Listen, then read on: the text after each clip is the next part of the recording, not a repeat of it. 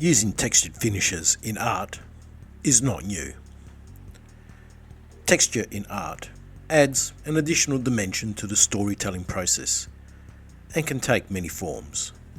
And unlike language, there are no rules in art, only containers of acceptance that are periodically opened and repackaged. The piece shown here in this video is 90 cm by 60 cm, cotton covered MDF board.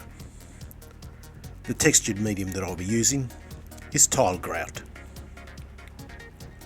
The grout is a good medium as the product adhesion properties are high and are simply activated with water. Tile grout is not the most inexpensive medium available, but I did already have some in my workshop. If jointing compound was available, I would have used it. Or I would have made up a mixture of PVA glue and plaster of Paris or talcum powder. The biggest advantage on how I've used the tile grout in this application is that the colour saturation is throughout the complete thickness of the produced artwork. Now, will this matter? Well, no, not really.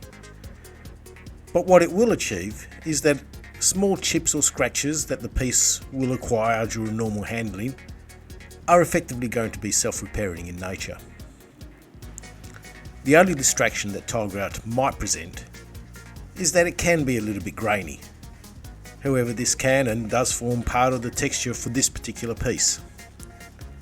This was the effect that I was after, and as a medium, it delivers and meets all of my expectations.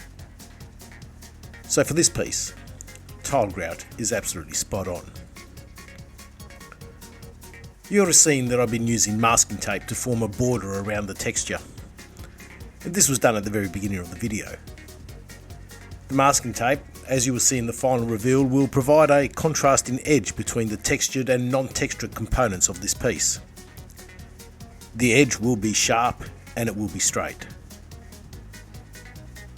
The bordering effect, besides defining focal areas for the viewer, also eliminates the requirements to frame this piece.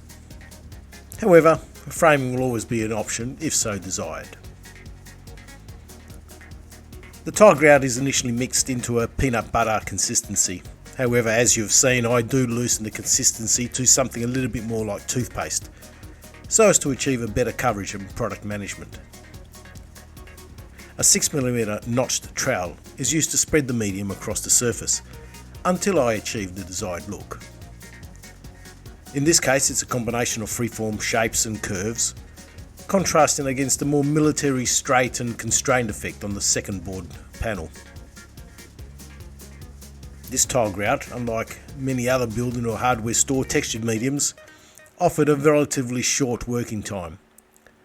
I think the warm ambient temperature today probably did not help when I was creating this piece.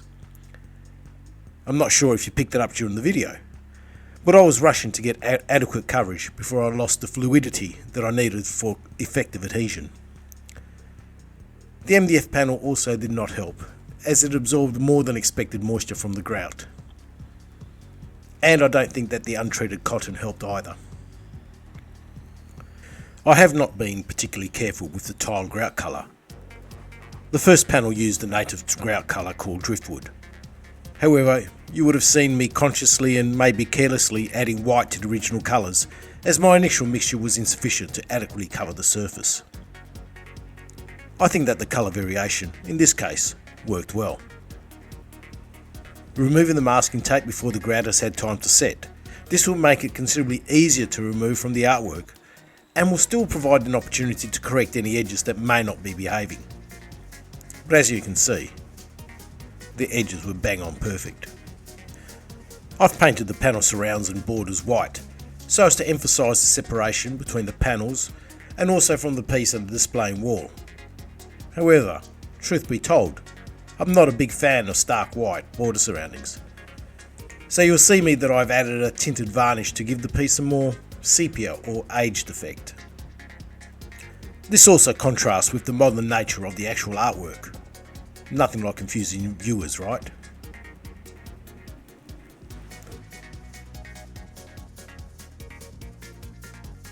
And here is the piece hanging. The project is a demonstration of textured art techniques. It does not pretend to state that these are the only techniques available. Your inner artist will define what you can or cannot do, what you should or should not do. You don't need a commentator like me to suggest otherwise. My job here is to encourage you to experiment with products, and maybe introduce some new products and look at their properties. It'll be up to you to find your own style. Thanks for sticking around to the end of the video. Remember to like, share and subscribe. Comments are always welcome.